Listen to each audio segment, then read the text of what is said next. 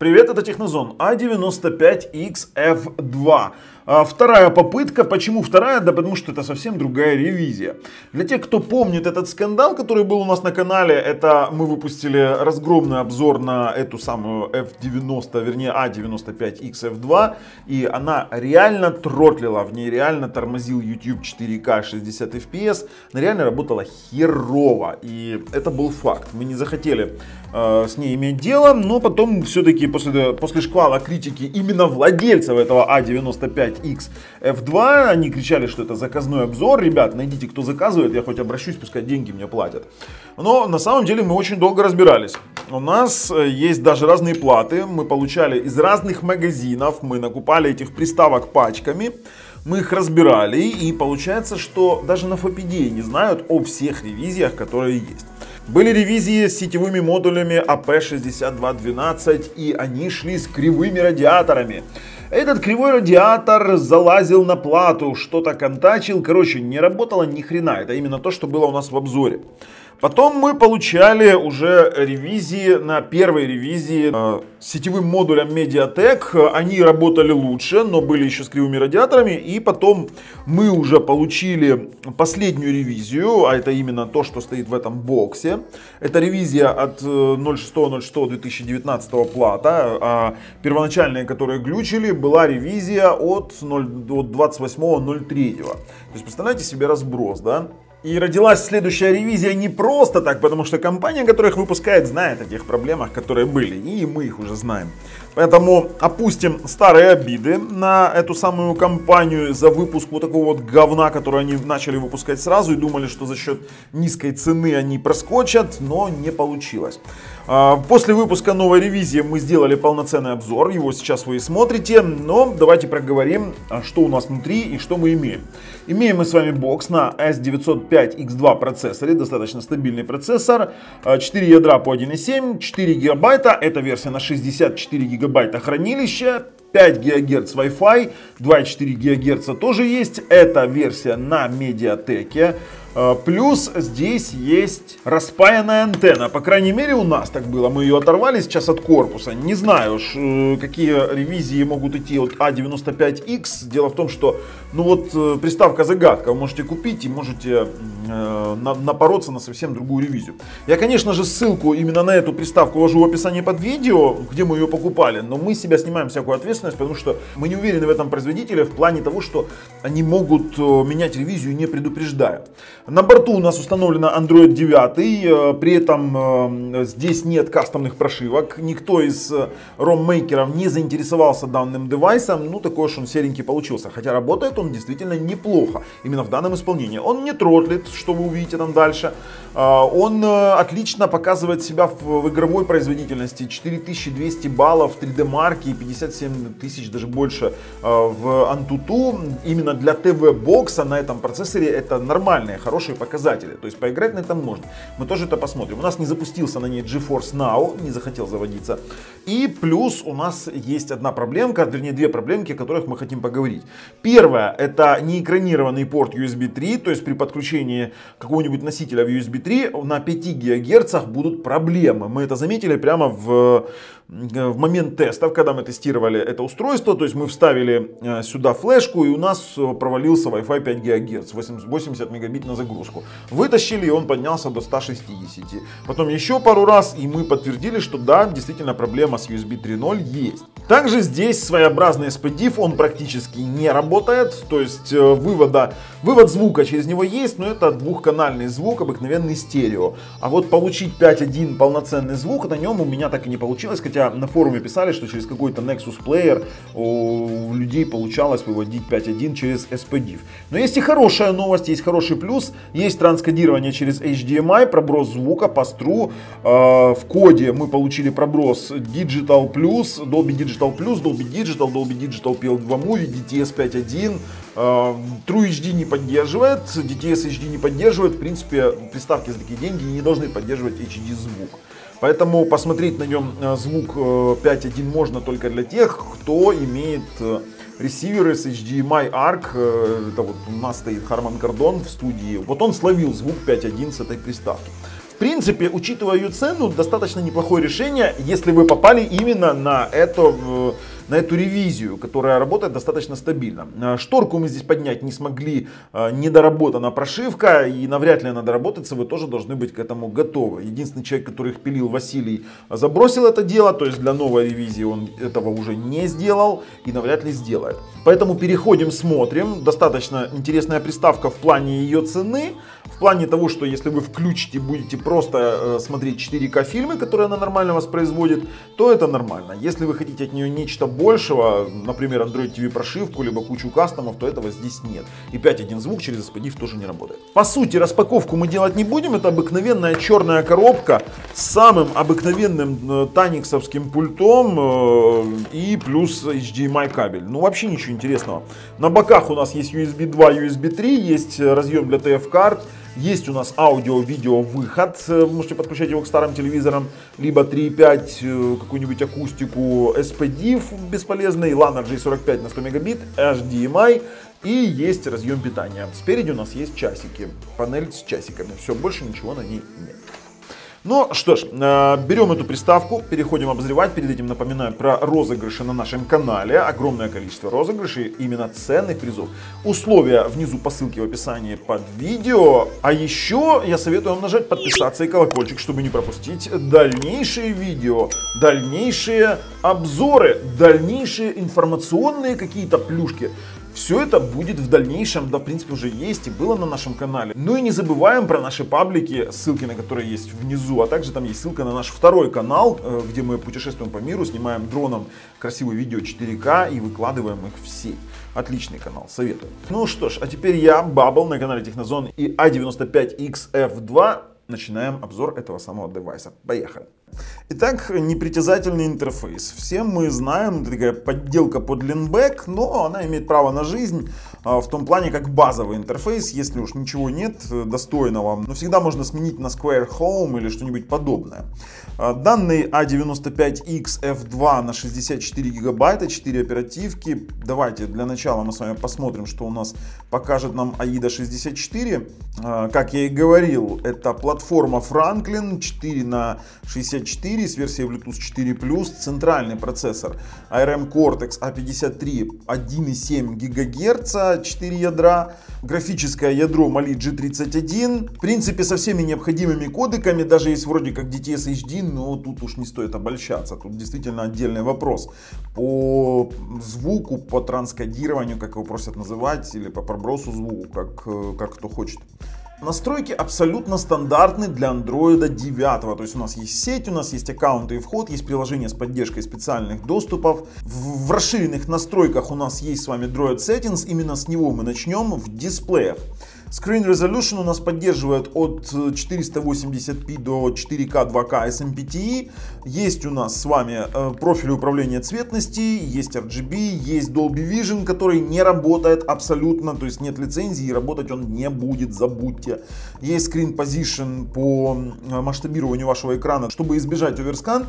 И есть у нас HDR, меню управления HDR, который действительно работает. HDMI цик работает на выключение, на включение с LG он у меня не заработал, говорю как есть. Playback Settings, автофреймрейт не работает, он реализован у нас через FRD. А вот насчет аудио output. Как я не пытался через SPDIF получить нормальный звук, к сожалению, у меня этого не получилось. То есть он выводит через SPDIF два канала стерео, и вот, ну, хоть убей, Dolby Digital и DTS он нормально не выводит. Я читал на форуме, что люди через Nexus Player какой-то получали вывод звука через SPDIF, он не работает, вот просто не работает. Поэтому я SPDIF убираю, вернусь к моим настройкам, попробуем еще и проброс звука через HDMI, через наш Harman Kardon, который у нас подключен, но там тоже особо ничего ожидать не стоит интересного. PowerKey Definition, всем понятно, что это действие по нажатию кнопки включения-выключения. А вот есть Root Switch. Root Switch удобная опция для приложений, которые с root, например, не хотят работать. Ну, приложения, которые с root, потому что есть root. Вот так вот можно сказать. Короче, можно root отключать и включать. Удобно, согласен, хорошая фича. Раздел Picture не работает вообще. При нажатии на More Settings вываливаемся в настройки чистого андроида. Ничего здесь больше интересного нет. Но и в самих настройках устройства вы что бы ни делали со звуком, какие бы форматы не выбирали объемного звука, он все равно работать у вас не станет. Ну, вот такая вот особенность этой приставки. На этот счет вообще никто не заморачивался. Пульты, аксессуары мы можем добавить Bluetooth устройство. Подключаем геймпад PG9090 специально, дабы проверить игровые возможности. А это мы будем делать обязательно. Все-таки 905X2 процессор, можно поиграть в какие-то Android TV игры, да может быть что-то еще и посерьезнее. Проверим. По тротлинг тесту, именно в этих версиях, уже с другой ревизией, с чипом Mediatek, который я вам показывал в разборе, мы проводили тротлинг тест. Именно уже на этой ревизии действительно у нас тротлинга не было. Были какие-то падения в производительности в одном пике ниже 80%. Мы так и не поняли, что это было, но это было при 59 градусах. Возможно, какой-то из сервисов внутренних Android что-то вычудил. Но дело в том, что она сразу же вернулась к стандартной частоте процессора. Максимальная температура в тротлинг тесте была 62 градуса. Ну, действительно неплохо. Но при этом следует заметить, что максимальная производительность падала до 92%. Это все-таки средняя получилась. Вот из-за этого пика, я думаю, что тротлинга в этой приставке нет. Поэтому ладно, хорошо, зачет. Согласен, вот в данном варианте исполнения, ну, нет у нее никакого тротлинга. Насчет тестов скорости сетевого соединения. Данная версия у нас имеет и 5 ГГц, и 2,4 ГГц. Кстати, вот этот вот большой курсор, он не настолько раздражает, насколько все думают, но вы можете поменять. Инструкции есть на FOPDA, мне ребята скидывали. Я менять не буду, он меня вообще не раздражает. Вообще я редко пользуюсь мышками на Smart TV боксах. Поехали. 5 ГГц. И хотя здесь стоит Mediatek сетевой чип, то у нас на загрузку получилось 120 мегабит, на выгрузку 241. Возможно, у нас что-то с серверами. Давайте поклацаем сервера, давайте поближе сервер поставим, посмотрим, что получится. Нет, поближе сервера ничего не дают. Все-таки, скорее всего, загружена линия. Не знаю. Еще раз попробуем внутренний сервер. Поехали еще раз. Нет, все-таки с 5 ГГц здесь все в порядке. В пике она поднималась до 150 мегабит, но опускается. Скорее всего, проблема именно у нас на линии какая-то, потому что на выдачу, вернее на отдачу дает достаточно хороший результат, но пока что вот выше 100 мы не регистрируем. А вот выгрузка дает 173. Хотя, возможно, у нас такая ситуация за то, что у нас включена USB 3.0 флешка. Давайте выключим USB 3.0 флешку и протестируем заново. Поехали, тестируем. Та-дам! Да, ребят, это проблема не нашего провайдера, проблема не нашей линии, а проблема самой приставки. Все-таки не экранирован USB 3 порт, и при включении флешки в USB 3.0 либо жесткого диска вы должны быть готовы к тому, что вы будете терять скорость на этом самом 5 ГГц Wi-Fi. Давайте попробуем еще раз. Вот без флешки, мы сейчас без флешки тестируем. Джиттера нет. Вот основной показатель, вот этот вот джиттер, видите, джиттера нет. Сейчас он показывает порядка там 140-150 мегабит на загрузку. 153 на загрузку. И показывает 200, сколько там, ну, в пике больше 200, но 190 мегабит на выгрузку. Но как только мы включаем флешку USB 3, чтобы вы понимали, мы все приставки тестируем с этой флешкой. Мы в USB 3 держим флешки и настраиваем с нее, с этой флешки. Потом играем тестовые ролики. Поэтому вот абсолютно все тесты проходят у нас с этой флешкой. И когда у нас происходят провалы скорости, мы обязательно извлекаем флешку и смотрим. А теперь мы вставили флешку обратно в USB 3, нажимаем начать на тех же 5 ГГц и получаем джиттер. Видите джиттер? А это значит, что у нас не экранирован USB 3 порт и будет просадка обязательно этого самого интернета 5 ГГц. Джиттер вообще переводится как дрожание. А это значит, что идет дрожание сигнала, и мы имеем, что имеем. И вытаскиваем флешку, еще один контрольный замер. И джиттер нулевой, и скорость само собой выше. Поэтому мы с вами понимаем, в чем у нас проблемка с вами есть. Хорошо, 2,4 ГГц, 5 ГГц понятно, включим 2,4 ГГц. Кстати, приставка оснащена вверху панелью уведомлений, с такой уведомлений, но без шторки. Шторка у нас не работает, есть внизу панель навигации. Сейчас попробуем Material Notification, заведется ли на этом A95F2 шторка или нет, и как ее пофиксят, непонятно. Давайте переключаемся на 2.4. Не удалось найти сети 2.4. Давайте повторим. Все, подключено, все нормально. Так, включаем сеть, вернее, спид-тест наш любимый, и поехали. Стартуем на 2.4 без флешки, кстати, флешка у меня в руках, не знаю, здесь, откуда-то джиттер 8 миллисекунд. Неужели у нас пульт еще и влияет, а? Вот 2.4 у нас пульт сейчас подключен, неужели он влияет тоже на интернет? Тогда это, конечно, трешачок получится. Да, джиттер у нас все-таки есть. Сейчас мы вытащим с вами донгл и попробуем завестись без него. Давайте стартуем и вытаскиваем 2.4 донгл. 2.4 донгл в руках, джиттер 2 миллисекунды. В принципе, на скорость это не сильно повлияло. Хотя, вы знаете, дотягивается куда-то туда к 40. Не сильно там меня 2.4 вообще волнует. А вот влияет ли 5 ГГц на 2.4 интернет? Вот это вот интересная тема. На загрузку 40 мегабит, порядка 40 мегабит, 37. На выгрузку тоже порядка 40 мегабит. В принципе, показатели чуть выше среднего для такого вот Wi-Fi. Нет, USB 3.0 на 2.4 ГГц не влияет. И, наверное, нам стоит с вами включить LAN RJ45. Обязательно протестировать LAN RJ45. Поехали.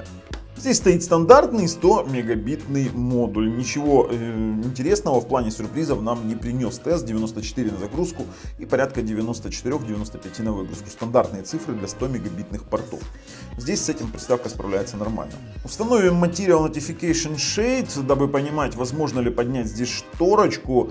Открываем сразу, включаем, и нас интересует последняя нотификация. Функция недоступна на этом устройстве. К сожалению, шторку мы пока штатными средствами не сможем с вами поднять, поэтому запустить.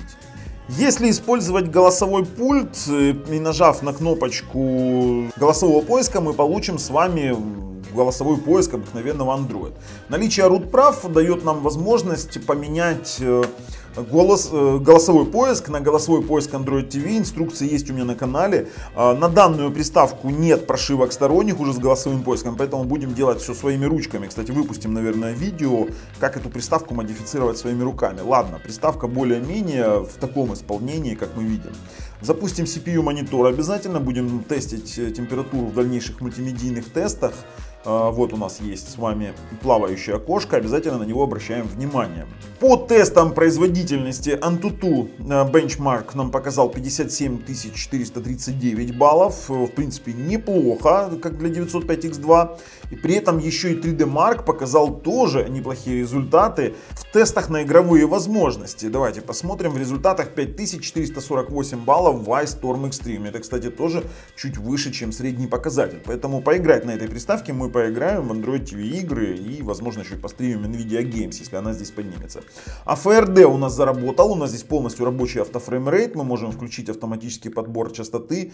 Демон вот включен, и все у нас прекрасно. Мы тестировали Jodder эффекта нет. А вот насчет транскодирования звука и насчет этого самого звука HD, то здесь все неоднозначно. Давайте проверим в настройках, что у нас включено. Сейчас у нас режим эксперт, и в разделе аудио в коде мы имеем с вами вот только вроде бы как Dolby Digital AC3, DTS Capable и Dolby Digital Plus. Давайте перейдем, посмотрим, как он транскодирует его. Если с SPDIF все понятно и там мы ни хрена не можем с вами получить нормального, то возможно мы получим что-то через HDMI ARC. Да, вот DTS пробрасывает, то есть DTS 5.1 можно получить именно для ресиверов, у которых есть HDMI. Насчет DTS HD я не уверен, и он пробрасывается как простой DTS. А вот насчет Dolby Digital мы должны с вами попробовать. Давайте Dolby Digital Plus, что мы получаем? Есть Dolby Digital Plus. Кстати, хочу заметить, из коробки здесь стоял Kodi 17.6, в котором было включено все, и там вроде бы как и True HD было, и все что угодно. Но он не работал, он даже не пробрасывал нормально DTS, он его показывал как Dolby Digital Plus. Поэтому тут обязательно снести Kodi 17.6 и установить Kodi 18.4, который есть на текущий момент. Dolby True HD, Dolby True HD. Dolby True HD он пробрасывает как Dolby Digital простой, поэтому 5.1 звук мы здесь можем получить только лишь при использовании, нормальный 5.1 звук, только лишь при использовании Kodi и подобных плееров, которые поддерживают pass-through режим. Можем, кстати, попробовать такие ролики проиграть, например, в Vimeo Media Player, где есть режим pass-through, который включается в опциях. Пожалуйста, вот использовать режим pass-through окружающего звука. И попробуем проиграть те же самые DTS. Само собой, через стандартный видеоплеер ничего не получится. Вот через Vimeo Media Player мы с вами увидим ничего. То есть такие варианты у нас проходят только лишь в Kodi. Поэтому сносим 17.6 Kodi и ставим 18.4. Возможно, у кого-то еще и SPDIF заработает. Это так, совет на будущее. Все, в принципе, с пробросом звука нам понятно все. Давайте тестовые ролики потестим. Тестим мы тестовые ролики 4К обязательно с флешки. У нас полноценная флешка USB 3. И мы обязательно их проигрываем через порт USB 3. Для того, чтобы было понятно, насколько данный порт годится для проигрывания фильмов, тяжелых фильмов с флешки. Именно не с флешки, а через USB 3 порт. Что-то как-то без энтузиазма у нас заводятся медузы 300 Mbps вообще с флехи. Они никак не заводятся. Давайте понизим до 120 Mbps. Вот, 120 Все, 120 Mbps, отлично. Для нас нет, 120 Mbps лагает. При этом не понимаю почему. То есть USB 3 флешка, USB 3 порт. А давайте-ка проверим с вами вот простые 4К ролики, конечно, проверим. Сейчас проверим скорость чтения с этого самого USB 3 порта. Здесь все как бы все в порядке. То есть 4К ролики, у которого нет нормального битрейта, мы сможем проиграть. Мы с вами сейчас проиграем еще с жесткого диска какой-нибудь 59 гигов фильм. И определимся, насколько это все будет работать. Да, здесь все, в принципе, тоже отлично. 4К ролики тестовые он отыгрывает. А вот насчет медуз у меня немножечко вопрос. Сейчас включим с вами жесткий диск. Жесткий диск включен. Давайте запустим Капитан Марвел на почти там 50 гигабайт на штатном плеере. Мне важно на штатном плеере, потому что это показывает, насколько он может декодировать звук. Опа, а вот и сюрприз. Ребят, HDMI ARC пробрасывает звук в штатном видеоплеере при воспроизведении торрента, скачанного из интернета, в Dolby Digital. То есть мы выбрали штатный видеоплеер, и он пробросил Dolby Digital. То есть 5.1 звук по факту есть, но через HDMI. Не знаю, насколько SPDIF так сработает. Пробуйте, у кого там есть SPDIF, и возможно будет вам счастье. У нас заработало. Waterworld, давайте пробуем. Поехали, тоже водный мир через штатный видеопроигрыватель, и он тоже пробросил DTS. Вот такой вот сюрприз. Ребят, сюрприз сюрпризный. И тоже воспроизводит тяжелые фильмы. Поэтому я думаю, что здесь вопрос в флешке. Думаю, вопрос в флешке, потому что вот на 55 гигов фильм он заработал просто идеально. Ну, здесь все хорошо. Вопрос снят. Вопрос снят, и проброс звука даже есть. Поэтому это для тех, кто не верит, что он такой есть. Есть AirScreen. Это хорошо. Сейчас попробуем. Давайте запустить сейчас. Заработает ли этот AirScreen, непонятно. А вот это вот самая хреновая штука. Это то, что у нас при отсутствующих уведомлениях выскакивает на AirScreen вот такая вот штука. Нажмите для получения дополнительной информации. Вы не можете ничего сделать, и при этом в беспроводной проекции ни хрена не находит. Все, отменяемся сразу, он его не нашел, AirScreen у меня нормально не поднялся, давайте его теперь останавливать принудительно, потому что будет висеть вот такая вот хренотень на весь экран. Остановите AirScreen. Все, с AirScreen понятно. AirScreen у нас пока не решится вопрос с прошивкой, будет нам морочить мозги. Все, с выводом на экран пока повременим. Интересует теперь YouTube 4К. Как помните, в той версии, в которой у меня был криво приклеен радиатор, которая тротлила, у нас там с 4К были вообще проблемы. Поэтому здесь будем пробовать. Начнем с простых 4К роликов, достаточно тяжелых роликов. Это, кстати, наш второй канал. Это мы снимаем 4К ролик. Это 30 FPS. В 30 FPS в 4К он с нулями дропами. То есть абсолютно хорошо все воспроизводит. Все плавненько, идеально. Из сети он берет сейчас скорость 56 мегабит. Нам обязательно сейчас нужно попробовать 4К 60 FPS. Кстати, советую зайти подписаться на наш канал 4К Geoplaces. Мы уже очень много отсняли и будем скоро выкладывать эти все видео. А пока что запускаем стандартную Косту-Рику и посмотрим, будут ли дроп-фреймы на 4К 60 FPS. 0 дропов, почти 800, почти 1000 фреймов, 52 мегабита. Ну, 4К 60 FPS работает, действительно работает. Пусть поиграет буквально минуту и посмотрим, что у нас получится из этого. Появятся ли дропы в будущем, либо нет. Ну, ребят, 0 дропов, 2500 фреймов, тут, в принципе, говорить не о чем. Все нормально. С YouTube работаем. Отлично. Ну и получается, что мы можем теперь со спокойной душой тестировать мультимедийные возможности дальше. Давайте Netflix протестируем, ведь они здесь написали, что он есть, хотя есть ситуация с Netflix. Netflix не загружается. Он изначально попросил вопрос обновления, но дело в том, что в черный Netflix обновлять нельзя на таких приставках, иначе Netflix работать не будет. По крайней мере, что-то загрузилось, давайте попробуем проиграть. Играть он не будет ни HD, ни Full HD, это 100%. Он начал... Если бы вы видели это качество. Нет, Netflix как плюс я рекомендовать не могу, здесь даже до HD далеко. Это 480p, скорее всего, очень все мыльно, нельзя этого смотреть. Хотя может быть чуть-чуть даже больше, чем 480p, но не 720p, это точно. Что-то между на краю. 4К фильмы онлайн. Мы понимаем с вами, что 4К скачанные мы можем смотреть с вами без проблем. Давайте будем смотреть 4К фильмы онлайн обязательно. Потоковые, давайте. Очень плохие мамочки. Смотреть MP4 4К Ultra HD. Буду проигрывать, не знаю, давайте MX Player Pro. Нам в принципе все равно, здесь автофреймрейт сработает абсолютно на всех плеерах. Потому что здесь стоит AFRD. 4К фильм заработал. Заработал неплохо. Автофреймрейт сработал. Перемотаем, посмотрим, что у нас получается. У нас получается все отлично с перемоточкой. Все супер. Хорошо, 4К фильмы воспроизводит, можем смотреть без ограничений и интересуют еще торренты 4К онлайн. Попробуем сейчас на чем-то очень тяжелом. Кстати, обращая внимание на температуру, действительно, я бы сказал, что тротлинг-тест соответствует заявленным ожиданиям. Он даже ни разу не нагрелся до 60 градусов.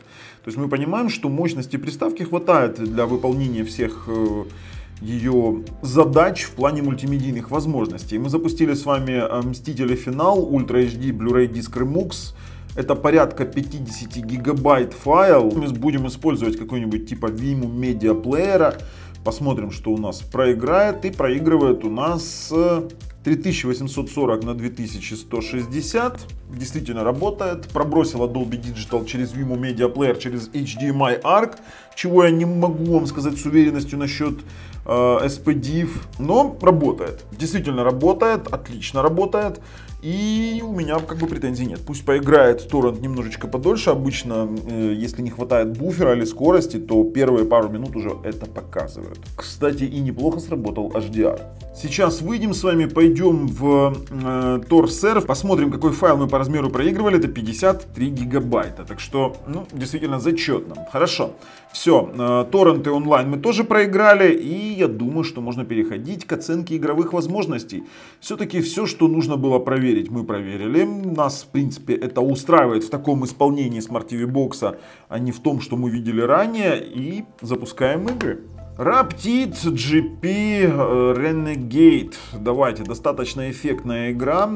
Очень тяжелая для для слабых процессоров, она очень тяжелая, потому что 905X2 на самом деле это в мобильном мире это слабый процессор. Здесь очень много видеоэффектов с водой, поэтому она должна показать либо температуру, либо тротлинг, либо что еще, если они такие есть. Но в принципе играет уже со старту, это все абсолютно отлично. Вот 63 градуса мы прогрели, но это не то чтобы вообще температура, это далеко до каких-то базовых температур, которые могут начать, заставить тротлить процессор. Почему в тротлинг-тесте не показывает 63 градуса? Я вам объясню, потому что в тротлинг-тесте тестируется только центральный процессор, но дело в том, что не задействована графическая система. Когда вы играете, задействуется еще и графическая система, и ваша приставка может греться выше заявленных температур в тротлинг-тесте. Поэтому для нас важно понимание, поэтому мы всегда тестируем игровые возможности, чтобы понимать, насколько свыше приставка сможет прогреться. И для этого мы используем достаточно тяжелые игры типа World of Tanks, Raptide GP, и можем попробовать использовать что-то еще. Ну, после Raptide GP мы можем переходить переходить уже к следующей игре. А следующая игра это будет Tabletop Racing. Прикольная штучка. Никогда не играли? Настоятельно рекомендую. Получил массу удовольствия от этой игры. Такие себе гоночки на столе, и это приятно, поэтому поехали. Слушайте, ну тоже 64 градуса, то есть здесь достаточно ощутимая 3D графика в плане для Smart TV Box, 64 максимальная температура была, 62 градуса сейчас, я думаю, что оно его не нагреет до сколько-нибудь тоже ощутимых температур для тротлинга. Ух ты, здесь даже можно разгоняться. Слушайте, ну супер, действительно супер, отлично. Поэтому, думаю, перейдем к другим играм. Встроен Clean Memory. Вот мы вышли из игры, нажали на Clean Memory, он позакрывал все, что повыгружал все, что было открыто. Это достаточно нормальный вариант исполнения очистки памяти. Давайте попробуем запустить NVIDIA Games. Я не знаю, заработает здесь NVIDIA Games или нет. Я не пробовал на такой приставке. Давайте сразу авторизуемся. В принципе, авторизация прошла, вы вошли, а вот загрузятся ли игры, сейчас мы с вами посмотрим, будут ли они работать на этом Smart TV Box. Игры начали загружаться, есть надежда. Давайте мой любимый Tomb Raider. Почему Tomb Raider? Потому что я уже играл в него. Написано, что есть поддержка 1080p 60 Гц, Gamepad Required, поэтому поехали, стартуем. И нет, к сожалению, что-то не хочет он GeForce Now игры запускать. Совсем не хочет. Обидно, обидно. Давайте попробуем еще раз играть, нажать. Уже даже мышкой попробуем нажать играть. Хотя нет, пошло соединение. Ждем. Опс, не запустилось. Поэтому, сори, ребят, GeForce Now не поднялся. Извините, не заработал. Вот что есть, то есть. Покажем тогда World of Tanks и насколько она приспособлена к работе с World of Tanks. И это у нас World of Tanks Blitz. 46 FPS на средне-низких настройках. Ну, как-то так. 44, 45, да, в принципе, неплохо. Неплохо, как для приставки за столь низкие, вернее, за столь малые деньги. 50 FPS, 51. Максимальная сессия записи сейчас 60 FPS может быть, поэтому, если достигнет 60, то это уже большой прогресс. Воу! Кто-то там находится на меня. Поехали, сейчас найдем. А ну иди сюда, дружище. Давай. Тум. Не знаю, промазал я, по-моему, походу. Короче, кто-то кого-то слил, меня слили. Но, ребят, факт остается фактом. 66 градусов максимальная температура, это неплохо. Давайте прорезюмируем именно эту версию бокса A95XF2. Действительно, если учитывать как среднестатистическую приставку на S905X2 процессоре, она имеет место быть. То есть имеет право быть, учитывая ее цену, мы можем рекомендовать только ту ревизию, которая у нас в руках. Мы абсолютно не уверены в остальных продавцах, что там будет именно эта ревизия, к сожалению. Поэтому вот именно то, что мы держим 4/64, чтобы вы не попали в такие ситуации, вот как с вот этими вот кривыми абсолютно радиаторами. То есть он даже не прикрывает полностью процессор, часть процессора торчит наружу. Либо вот такие вот у нас есть моменты, тоже разные моменты находили, мы отшкребали процессоры, смотрели какие. То есть мы рекомендуем ее только для тех, кто не готов тратить больше, кто не прихотлив к звуку 5.1 через SPDIF, кто готов ее модифицировать своими руками, потому что действительно программно дорабатывать нужно. Наверное, выпустим на канале обзор, как ее настроить и модифицировать, потому что тут есть некоторые моменты и с Коди, и со всем остальным. Поэтому обязательно подписывайтесь. Ну а в случае, если вы хотите нечто большего и более стабильного, то советуем вам обратить внимание, например, на Yugus X Pro 4/32, ссылку на которую я тоже положу в описании под видео. Обзор подходит от X2 Cube. Если будет обзор на X2 Pro, то он тоже будет там лежать внизу под видео. Ну что ж, если вам нравится то, что мы делаем, ставим пальцы вверх. Если нет, пальцы вниз. Мы действительно не приносим извинения, потому что мы не считаем, что мы были неправы, потому что первая ревизия действительно была говно. Ну а так, с вами был Bubble и A95XF2 на канале Технозон. До скорой встречи. Пока, ребят.